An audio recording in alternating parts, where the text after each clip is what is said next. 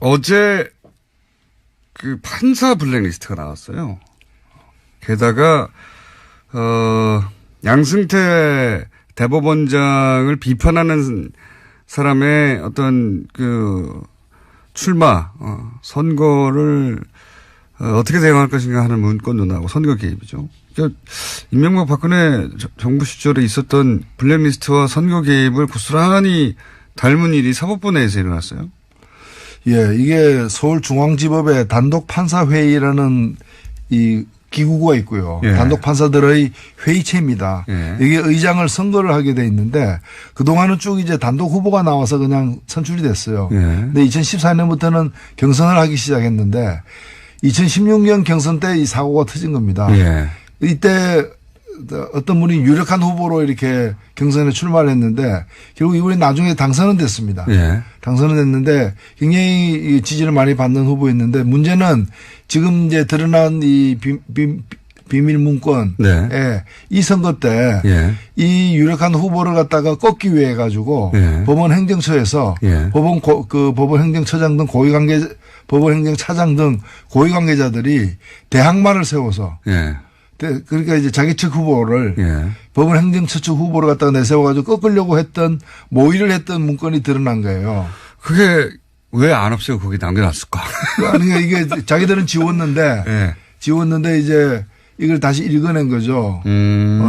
포렌식으로 찾아낸 거군요. 포렌식으로 해서 읽어낸 건데 이게 이때 그 문제가 됐던 건 왜 그러면 이 사람을 꺾으려고 했는가? 바로 예. 이 사람이 박상옥 대법관 후보 인사청문회 무렵에 예. 저 대법관은 1987년 박종철 사건 때 그 고문치사를 갖다가 은폐했던 그 장본인인데 은폐하고 왜곡했던 그 검사 시절에 예. 장본인인데 저런 사람이 대한민국의 대법관이 됐으면 되느냐라는 의견을 현직 판사로서 소신 있게 올려서 주목받았던 사람이에요.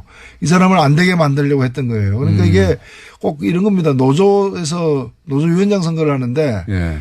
위원장 후보가 깐깐하니까 회사 측 후보를 내세워가지고 꺾으려고 했던 부당노동 행위죠. 예. 이게 사실은 헌법의 법관의 독립이라는 게 외부 권력으로부터의 독립도 있지만 사법부 내부에서의 독립도 중요한데 헌법을 갖다 위배한 부분이 있고 또 이것은 이 법률적으로도 보면은 이거야말로 직권남용인 거죠. 그렇죠. 네. 그 법원 행정처라는 게 이제 대법원장의 오른팔들이 있는 자리니까요. 예. 대법원장을 비판했기 때문에 그리고 또 현직 대법원장이 보기에 정치적 성향이 자기가 안 맞기 때문에 못 되게 만들려고 하는 거 아닙니까? 안 되게 만들려고. 그리고 그걸 그렇죠. 실제로 실행에 옮긴 거죠. 후보를 세웠으니까. 그 근거가 드러난 겁니다. 예. 게다가 블랙리스트도 만들고. 이거는 당시 이명박 박근혜 정부가 했던 일을 사법부 내에서 거의 본질적으로 똑같은 일을 한 거예요. 네. 예. 똑같은. 그래서 이것은 이대로 덮고 넘어갈 수 없는 문제다. 맞습니다. 예, 이건 수사 대상이 돼야 된다고 봅니다. 그러면 이게 사상 최초로 전직 대법원장이 그죠? 예. 예. 대법원장이 지금 포토라인에 쓰는 거 아니야? 이런 얘기까지 나오고 있어요. 어떻게 보십니까? 조심조심. 예, 참 유구무원입니다. 입이 있어도 말하기가 두려운 예. 할 말을 잃게 만드는 참담한 상황입니다. 그러니까 그런 상황을 전혀 이럴 땐 이런 표현을 쓰죠. 전혀 배제할 수 없다. 이게 상상하기 힘든 일인데. 근데 보통 이런 얘기는 이제 추정과 또는 그 주장과 이런 게 난무하는 수준에서 시끄럽다가 끝나야 되는데 이번에는 문건들이 나와버렸어요. 이게 이제 당시에 문제가 됐을 때 이 PC를 확보하고 그 PC를 계속 복원하고 있었지 않습니까? 근데 이걸 못 열게 했었죠. 예, 그러니까 그 판사들의 어떤 자유로운 그런 이제 이 의결 과정에 그 법원의 사법부 최고 권력이 개입을 한 거예요. 그러니까요. 이제까지 태블릿 PC가 이제 업무용 PC를 갖다 열지 못하게 했잖아요. 그때 그렇죠. 이유가 뭔가 개인정보가 들어가 있다 그랬거든요. 양승태 대법원장 시절에 못 열게 했죠. 개인의 사생활이 들어가 있을 수 있기 때문에 열면 안 된다. 프라이버시 침해다고 했는데 그럼 이러한 부당한 개입이 대법원장의 사생활이었냐. 요거를 막으려고 했던 거죠, 사실. 그렇죠. 이게 문서가 드러날까봐. 근데 드러나 버렸네요. 이거는 정치권이 뭐 국정원이나 혹은 뭐 공무원사에 개입한 거는 차원이 다른 거라 그런 불법 행위를 판단하고 또 죄를 묻고 하는 사법부가 스스로 이런 일을 했기 때문에 훨씬 더 충격이 큰 거죠. 판사 사회 내부에서 그냥 넘어갈 수 있겠는가. 법의 최후의 보루인데 거기서 이렇게 했으니까요. 이거 그냥 넘어갈 수 없을 것 같은데요. 그렇습니다. 네. 보건소가 전염병에 감염된 거죠. 보건소가 전염병에 그럴 때는 보건소 가면 안 됩니다. 보건소가 전염병 감염된 게 아니라 보건소에서 전염병을 막 만들어내고 있었던 겁니다. 네. 그냥. 그러니까 보건소 움직이면 그게 퍼지게 되는 거죠. 네, 그런 상황입니다. 이거, 이제 보도가 그렇게 많이 되고 있지는 않은데, 내용적으로 보면 굉장히 우리 사회에 큰 파장을 미칠 사건입니다. 예. 정치인들은 감옥에 갔다가도 다시 나와서 또 국회의원 되기도 하잖아요. 예. 사면 복권 내고 다시 그런데 이건 그거하고 다르거든요. 정치권에서는 비일비재하던 일이었지만 사법부에서 이러는 거는 전례가 없기 때문에 그래서 말을 조심하시는 거죠, 지금. 그래서 놀라운 거죠. 이게 흐르는 물에는 2급수도 있고 3급수도 있을 수 있지만은 돈 주고 파는 그 고급 생수가 2급수나 3급수였다면 그 말이 안 되는 거잖아요. 양승태 전 대법원장 어떻게 해야 됩니까? 일단은 저는 엄정하게 예. 수사할 것은 수사하고 조사할 건 조사해야 된다고 봅니다. 자, 그런 큰 사건이 하나 있습니다. 그리고 국민의당 바른정당도 이제 점입가경 상태입니다. 이제 네. 되돌릴 수는 전혀 없고요. 예. 다리는 서로 건넜고요, 완전히. 근데 바른정당은 근데 또 추가로 탈당을 박인수 의원이 해서 바른정당이 한 자릿수로 줄어버렸어요. 네. 한두 명 더 할 수도 있을 것 같고. 네. 원희룡 제주지사도 망설이는 것 같고요. 그리고 안철수 대표 국민의당에서는 이제 전당대회를 어떻게든 치러야 되니까 물러설 수가 없잖아요. 물러서면 네. 이제 다 죽으니까. 그러니까 전당대회를 치러야 되는데 전당대회를 치러서 사실은 거기서 합당을 결정해내기가 굉장히 어려우니까 지금 당규를 바꾸고 있다고 하죠. 네. 예. 맞춤형 당규죠. 예. 그래서 분산도 시도하고 또 예. 온라인 오프라인 나누고 하여튼. 예. 근데 전체적으로 보면은 어떻게 하든 온갖 무리수를 갖다가 감수해서라도 예. 목적은 달성하겠다. 그런 거죠. 라는 예. 태세인 것 같고. 그래서 그렇다 보면은 목적은 달성될 수도 있습니다. 맞습니다. 근데 이제 손에 쥐는 게 뭔가. 예.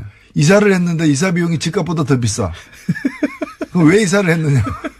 집값보다 더 비싸. 예. 그러니까 지금 바꾼 당규는 이런 식인 거죠. 국회에서 국회의장이 본회의를 하고 본회의장 안에 국회의원들 다 모여서 하는데 네. 그게 아니라 이제 국회 본회의를 본회의장에서만 하는 것으로 인정하는 게 아니라 저기 동사무소에서 비디오로 중계하면 거기서도 본회의 하는 걸로 쳐주고 그죠? 예. 그렇게 바꾼 거예요. 굉장히 무리수인데 어쨌든 그렇게 했습니다. 바꿨어요. 당권을 가지고 있다 보니까. 그래서 전당대회에서 어떻게든 합당, 그리고 이제 의장의 권한도 이제 제한했죠. 굉장히. 예. 원래는 의장이 이제 개회를 선언해야 되는데 시간만 되면 자동으로 개표가 되고 시간만 되면 개표가 끝나는 것으로 만들어 버려가지고 혹시 의장이 도장이 망치로 쾅쾅쾅 안 두드릴까봐 예, 그것도 장치를 만들고 해서 어떻게든 되긴 될 것도 같아요. 그렇습니다. 되긴 될 것도 같습니다. 이걸 어떻게 보십니까? 바른정당 그 와중에도 또 이제 각 대표들은 자기 정치적 입장을 드러내야 되니까 바른정당 유승민 대표는 한반도기를 들고 입장하는 거는 안 된다라고 했고 안철수 대표는 한반도 기도 안 되고 인공기도 안 된다. 이게 그러면 안철수 대표 이야기대로 하면 북한 선수단은 태극기를 들어야 돼요. 인공기도 안 되고 한반도기도 안 되면. 어쨌든 요 입장에 대해서는 어떻게 근데 생각하십니까? 한반도기는 이제까지 제가 기록을 보니까 7번이나 예, 이미 여러 번 여러 했죠. 번 같이 들었던 기억이 있고요. 그다음에 한반도기는 뭔가 하면은 국가기가 아닙니다. 예. 우리가 이제 공동선수단이라는 이름으로 뭔가 정치적으로 의미 있는 퍼포먼스를 하기 때문에 그게 합당하게 그 길을 갖다 양쪽 그래. 길을 다 들 수 없어 드는 거고요. 상징 만일에 요소가. 그 선수들이 입상을 하게 되고 메달을 따게 되면 올라가는 깃발은 그 자기네 국가의 당연히요. 깃발, 인공기나 태극기가 올라가는 거고 뭐 너무 당연한 거고. 공동선수단일 경우에는 합의에 따라서 예. 한반도기가 올라갈 수도 있고 각각의 기가 공동으로 두 개 다 올라갈 수도 있는 예. 그건 합의가 아직 안 됐기 때문에 지켜봐야 될 거고 그래서 태극기가 안 올라간다거나 또는 인공기에 대해서 인공기를 들고 들어오면 안 된다는 얘기는 저는 상당히 충격적이에요. 그러니까 북한을 왜냐면 어떻게 하라는 겁니까 그러면? 그거는 참가하지 말라는 얘기 아니에요. 참가하면 그러니까요. 자기 나라 국기를 그 드는 건데 북한이 참가한 모든 올림픽에서 인공기를 들고 들어갔어요. 북한만이 아니라 모든 참가 국가가 그렇죠. 예. 당연한 권리죠. 너무 이게 당연한 보면 건데 이게 정말 금성에서 온 분이 아닌가. 안철수 대표가 갑자기 한반도기는 안 된다. 이거는 이제 유승민 대표하고 그러니까 태극기를 들어야 된다는 의미죠. 이거는 그렇게 이해할 수도 있는데 인공기도 안 된다는 건 제가 처음 들어본 아니 자기들 국기인데 그걸 못 들게 하는 게 말이 됩니까? 이거 전혀 진짜 뭐 외계에서 온 게 아닌가. 인공기도 안 된다는 건 처음 들어본. 전당대회가 무산되면은 한국을 떠날 수밖에 없다고 얘기했는데 떠나면 어디로 갈 것인가 저는 금성으로 갈 거라고 확신합니다. 그러니까 이제 보수적인 본인의 나는 보수적이라고 하는 색깔을 더 강하게 드러내기 위해서 그런 말까지 간 것 같은데. 근데 한반도기 처음 들게 된 게 어느 정권 때인 줄 아세요? 그게 노태우 정권 때 노태우 아닙니까? 정권입니다. 예, 저는 굉장히 오래됐어요. 진심으로 바라건대 유승민 대표나 안철수 대표가 배워야 될 사람이 딴 사람보다는 노태우 대통령입니다. 남북관계에 대해서 그 노태우 대통령 우리가 알다시피 군부 구데타 세력이고 90년대 예, 뼛속까지 보수주의자입니다. 그러나 이분이 남북관계에 대해서 어떤 인식과 태도를 보였고 어떤 그 업적을 남겼는가 남북 기본 합의서를 포함해서 그건 좀 보고 배우기를 바랍니다. 이게 진짜 90년대에 끝난 이야기거든요, 이거는. 네. 예. 그 한반도기를 들었다고 해가지고 우리가 북한 편을 드는 것도 아니고. 들면 한반도 길을 들어야지 그럼 일본 열도 길을 들 겁니까? 근데 이게 2018년에 다시 한반도기는 안 된다고 하는 게, 야, 이 시계를 거꾸로 들어도 너무. 한반도기는 안 된다고 할 것 같으면은 남북 대화 안 된다. 이렇게 얘기해야 앞뒤가 맞는 얘기인데 그런 얘기는 또 왜 안 하는 거죠? 이거 한반도기를 들고 다니엘 탁구팀이 세계대회를 우승한 적도 있고요. 그렇죠. 이미 너무 많아요, 이 기록은. 근데 갑자기 이건 안 된다고 하고 더 나아가서는 인공기는 절대 안 된다. 이거는 처음 들어본 이야기예요. 어디서도 들어본 적이 없는 그런 이야기들을 오고 가고 있습니다. 네. 저도 이 무슨 얘기 인공기를 못 들게 할 권리가 없는데 누구에게도 예? iOS도 없고 아무것도 없는데 그런 얘기가 나왔습니다. 자, 다스는 이제 거의 끝나가는 거 같죠? 분위기가 그죠? 네, 마지막까지 계속해서 양파 껍질 벗기듯이 변명을 하면서 그 어떤 정황이 나와도 그래서 그거 하긴 내가 했다. 네. 그 이제 설립 과정을 주도한 것에서 우리 형님 소유의 회사인데 회사를 설립하는 데서 나만큼 하는 사람이 우리 집안에 없으니까 내가 다 해준 거다. 뭐 이런 식으로 지금 변명을 그렇죠. 하고 있는 것 같아요. 네. 그렇게 해서 될 일이 아닌데. 될 일이 아니죠. 될 일이 아닌데 네. 어떻게든 끝까지 인정하지 않는 게 이명박 전 대통령의 특징이니까요. 그렇죠. 모든 의혹에 대해서 항상 그래왔습니다. 절대 인정하지 않는 것으로. 그리고 나서 어떻게든 해결하려고 하죠. 뒤로. 과거에는 그게 통했습니다. 대통령이기도 했고 이번에는 어렵다. 그런 생각이 저는 들고 게다가 특활비까지 이게 터졌어요. 예, 그 특활비는 사실 대통령의 지시가 아니고서는 갈 수가 없는 돈이에요. 실제로 그렇죠. 그 다른 지금 박근혜 정부 때도 특활비 간 걸 보면은 국정원장이 다 알잖아요. 예. 그 당연하죠. 정도에서는 국정원장이 모르고서는 갈 수가 없거든요. 국정원 직원이 마음대로 줄 수 없는 수 아닙니까? 그렇죠. 그 국정원장이 안다는 얘기는 돈을 달라고 한 쪽이 예. 단순 청와대가 아니고 단순 청와대 실무자가 아니라 그쪽 대통령이 했다는 거죠. 대통령이 아닌데 어떻게 국정원한테 돈 달라고 합니까? 이게 세상에 그거야. 예. 상상할 수 없는 일이죠. 천하의 사기꾼도 그 짓은 못 하는 거죠. 그래서 뭐 너무 뻔한데 여하간 이제 또 아니라고 하고 있고요. 저는 오늘 이제 어제 나온 뉴스 중에 주목하는 게 중앙일보에 보던데 2011년에 방미했을 때 그때 국정원 특활비를 환전해서 가져갔다는 거 아닙니까? 공식적으로 방미했는데 국정원 특활비가 왜 필요합니까? 예. 그래서 지금 사실은 그 국정원 특활비가 그 법원 등 영장 등에 의해서 심사 과정에서 인정된 거는 4억 플러스 알파입니다. 예. 이제 2억 플러스 알파인데. 그게 다겠느냐? 뭐 그게 다가 아니죠. 그리고 그 중에 보면은 청와대 기념품 2억 이런 게 있습니다. 말도 안 되는. 아니, 그러면 기념품 2억 그 사소한 일에 2억씩이나 갔다면은 예. 그 전에 없었고 그 후에 없었겠느냐. 그러니까요. 레일 깔아놓고 기차 한 번만 지나갔다. 이게 누가 믿습니까? 처음에 어렵지. 한번 열렸으면 계속 오는 거죠. 그렇죠. 예. 영수증 안 남는다고 생각하고 특히 이 2011년 방미 기간에 그 가져갔다고 하는 특활비 있지 않습니까? 그거는 그 보도가 이명박 전 대통령 부부라고 표현해서 나왔거든요. 그 얘기는 굳이 부부라고 표현한 이유가 있는 것 같아요. 그 중에 일부가 네. 혹여 당시 김웅 여사한테 간 게 아닌가. 그랬다면 양상이 달라지는 거 아닙니까 이제. 부모는 뭐 경제 공동체니까 같이 썼겠죠.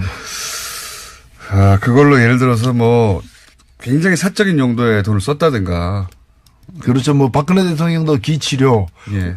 국가의상원, 의상 만든 데도 썼으니까요. 굉장히 사적인 용도에 썼다는 게 일부라도 드러나면 이건 양상이 완전히 달라지셨습니다. 개봉박도입니다. 혹시 뭐 아시는 거 없습니까? 나오리라고 확신합니다. 아, 그렇군요. 뭔가 네.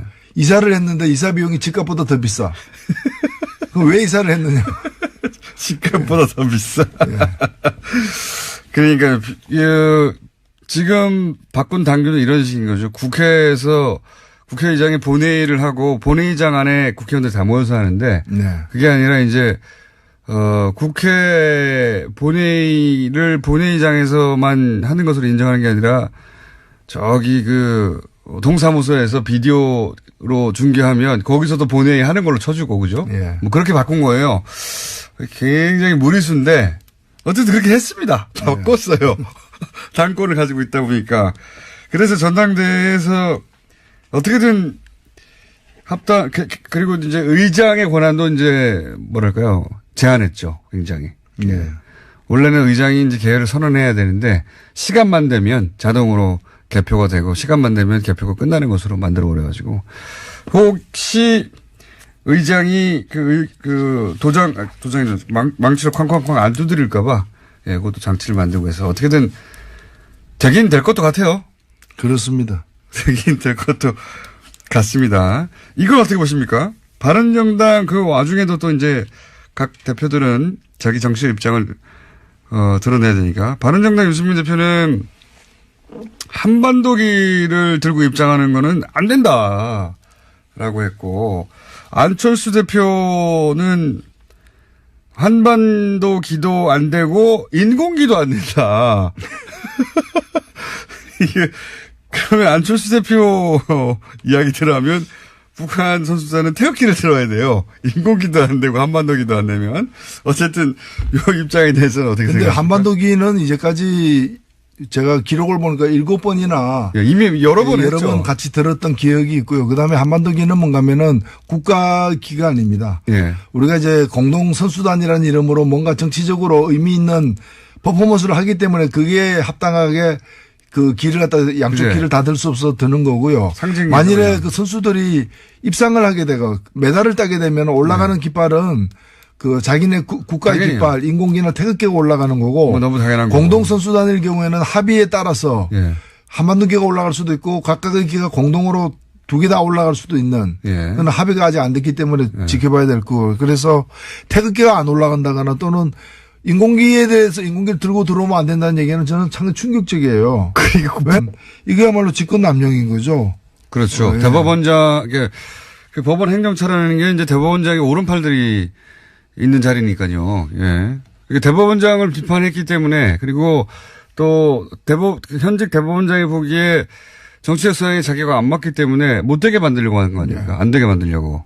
그리고 그걸 그렇죠. 실제로 실행에 옮긴 거죠. 후보를 세웠으니까. 그 근거가 드러난 겁니다. 예. 게다가 블랙리스트도 만들고. 이거는 당시 이명박 박근혜 정부가 했던 일을 사법부 내에서 거의 본질적으로 똑같은 일을 한 거예요. 네. 예. 똑같은. 그래서 이것은 이대로 덮고 넘어갈 수 없는 문제다. 맞습니다. 예, 이건 수사 대상이 돼야 된다고 봅니다. 그러면 이게 사상 최초로 전직 대법원장이 그죠? 예. 예. 대법원장이 지금 포토라인에 쓰는 거 아니야? 이런 얘기까지 나오고 있어요. 어떻게 보십니까? 조심조심. 예, 참 유구무원입니다. 입이 있어도 말하기가 두려운 예. 할 말을 잃게 만드는 참담한 상황입니다. 그러니까 그런 상황을 전혀 이럴 땐 이런 표현을 쓰죠. 전혀 배제할 수 없다. 이게 상상하기 힘든 일인데 근데 보통 이런 얘기는 이제 추정과 또는 뭐 그 주장과 이런 게 난무하는 수준에서 시끄럽다가 끝나야 되는데 이번에는 문건들이 나와버려서요. 이게 이제 당시에 문제가 됐을 때 이 PC를 확보하고 그 PC를 계속 복원하고 있었지 않습니까? 근데 이걸 못 열게 했었죠. 예, 그러니까 그 판사들의 어떤 자유로운 예. 그런 이제 이 의결 과정에 그 법원의 사법부 권력이 최고 권력이 개입을 한 거예요. 그러니까요. 이제까지 이걸 태블릿 PC가 이제 업무용 예. PC를 갖다 열지 못하게 했잖아요. 그때 그렇죠. 이유가 뭐가 개인정보가 들어가 있다 그랬거든요. 양승태 대법원장 시절에 못 열게 했죠. 예. 개인의 사생활이 들어가 있을 수 있기 때문에 열면 안 된다. 프라이버시 침해다고 했는데 그럼 이러한 부당한 개입이 대법원장의 사생활이었냐. 요거를 막으려고 했던 거죠, 사실. 그렇죠. 이게 문서가 드러날까봐. 근데 드러나 버렸네요. 이거는 정치권이 뭐 국정원이나 혹은 뭐 공무원사에 개입한 거는 차원이 다른 거라 그런 거를 그런 불법 행위를 판단하고 또 죄를 묻고 하는 사법부가 스스로 이런 일을 했기 때문에 훨씬 더 충격이 큰 거죠. 판사 사회 내부에서 그냥 넘어갈 수 있겠는가. 법의 최후의 보루인데 거기서 이렇게 했으니까요. 이거 그냥 넘어갈 수 없을 것 같은데요. 그렇습니다. 네. 보건소가 전염병에 감염된 거죠. 보건소가 전염병에 감염된 그럴 때는 보건소 가면 안 됩니다. 보건소가 전염병 감염된 게 아니라 보건소에서 전염병을 막 만들어내고 있었던 겁니다. 네. 그냥. 그러니까 보건소가 움직이면 그게 퍼지게 되는 거죠. 네, 그런 상황입니다. 이거, 이제 보도가 그렇게 많이 되고 있지는 않은데, 내용적으로 보면 굉장히 우리 사회에 큰 파장을 미칠 사건입니다. 예. 정치인들은 감옥에 갔다가도 다시 나와서 또 국회의원 되기도 하잖아요. 예. 사면 복권 내고 다시 그런데 이건 그거하고 다르거든요. 정치권에서는 비일비재하던 일이었지만 사법부에서 이러는 거는 전례가 없기 때문에 그래서 말을 조심하시는 거죠, 지금. 그래서 놀라운 거죠. 이게 흐르는 물에는 2급수도 있고 3급수도 있을 수 있지만은 돈 주고 파는 그 고급 생수가 2급수나 3급수였다면 그건 말이 안 되는 거잖아요. 양승태 전 대법원장 어떻게 해야 됩니까? 일단은 저는 엄정하게 예. 수사할 것은 수사하고 조사할 건 조사해야 된다고 봅니다. 자, 그런 큰 사건이 하나 있습니다. 그리고 국민의당 바른정당도 이제 점입 가경 상태입니다. 이제 네. 되돌릴 수는 전혀 없고요. 예. 다리는 서로 건넜고요, 완전히. 근데 바른정당은 근데 또 추가로 탈당을 박인수 의원이 해서 바른정당이 한 자릿수로 줄어버렸어요. 네. 한두 명 더 할 수도 있을 것 같고. 네. 원희룡 제주지사도 망설이는 것 같고요. 그리고 안철수 대표 국민의당에서는 이제 전당대회를 어떻게든 치러야 되니까 물러설 수가 없잖아요. 물러서면 네. 이제 다 죽으니까. 그러니까 전당대회를 치러야 되는데 전당대회를 치러서 사실은 거기서 합당을 결정이 내기가 굉장히 어려우니까 지금 당규를 바꾸고 있다고 하죠. 예. 예. 맞춤형 당규죠. 예. 그래서 뭐 분산도 시도하고 또 예. 온라인 오프라인 나누고 하여튼. 예. 근데 전체적으로 보면은 어떻게 하든 온갖 무리수를 갖다가 감수해서라도 예. 목적은 달성하겠다. 그런 거죠. 라는 예. 태세인 것 같고 그래서 그렇다 보면은 목적은 달성될 수도 있습니다. 맞습니다. 근데 이제 그 손에 쥐는 게 뭔가. 그걸 어떻게 하라는 거예요, 그러면? 그거는 참가하지 말라는 얘기 아니에요. 참가하면 그러니까요. 자기 나라 국기를 드는 건데. 북한이 참가한 모든 올림픽에서 인공기를 들고 들어갔어요. 북한만이 아니라 모든 참가 국가가 그렇죠. 예. 당연한 권리죠. 너무 이게 당연한 보면 건데. 이게 정말 금성에서 온 분이 아닌가. 안철수 대표가 갑자기 한반도기는 안 된다. 이거는 이제 유승민 대표하고 그러니까 태극기를 들어야 된다는 의미죠. 이거는. 그렇게 이해할 수도 있는데 인공기도 안 된다는 건 제가 처음 들어본 아니 자기들 국기인데 그걸 못 들게 하는 게 말이 됩니까? 전혀 진짜 뭐 외계에서 온 게 아닌가. 인공기도 안 된다는 건 처음 들어본. 전당대회가 무산되면은 한국을 떠날 수밖에 없다고 얘기했는데 떠나면 어디로 갈 것인가 저는 금성으로 갈 거라고 확신합니다. 그러니까 이제 보수적인 본인의 나는 보수적이라고 하는 색깔을 더 강하게 드러내기 위해서 그런 말까지 간 것 같은데. 근데 한반도기 처음 들게 된 게 어느 정권 때인 줄 아세요? 그게 노태우 정권 때 아닙니까? 예, 저는 굉장히 오래됐어요. 진심으로 바라건대 유승민 대표나 안철수 대표가 배워야 될 사람이 딴 사람보다는 노태우 대통령입니다. 남북관계에 대해서 그 노태우 대통령 우리가 알다시피 군부 구데타 세력이고 90년대 뼛속까지 보수주의자입니다.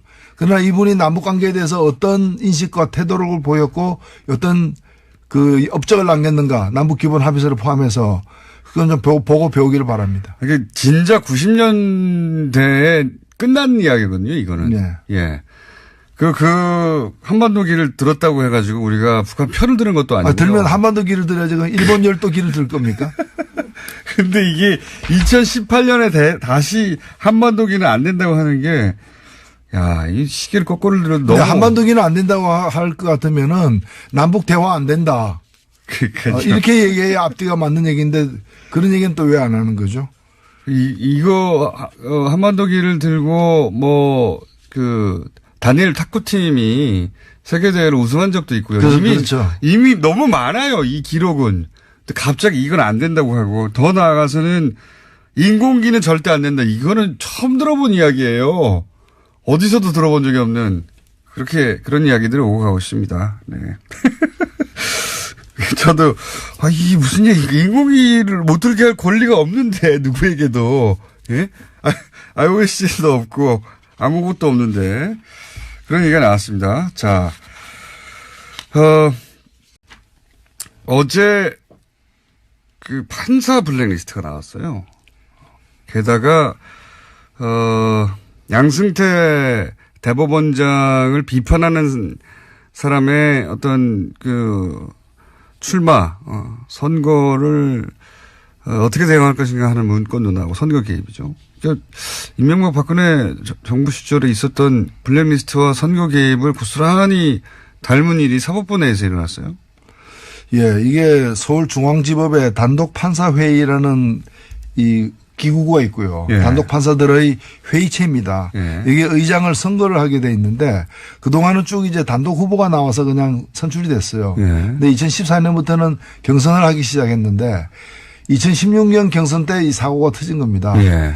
이때 어떤 분이 유력한 후보로 이렇게 경선에 출마를 했는데 결국 이분이 나중에 당선은 됐습니다. 예. 당선은 됐는데 굉장히 지지를 많이 받는 후보였는데 문제는 지금 이제 드러난 이 비밀 문건에 네. 이 선거 때 이 예. 유력한 후보를 갖다가 꺾기 위해 가지고 예. 법원 행정처에서 예. 법원 행정처장 등 법원 행정차장 등 고위 관계자들이 대항마를 세워서 예.